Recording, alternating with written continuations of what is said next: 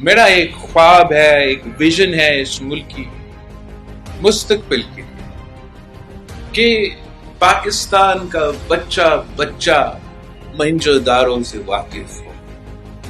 کشمیر کے، پنجاب کے نوجوان ہمارا شیخ ایاز کو پہچانے جیسے ہمارا سندھ کے نوجوان علامہ اقبال کو پہچانے۔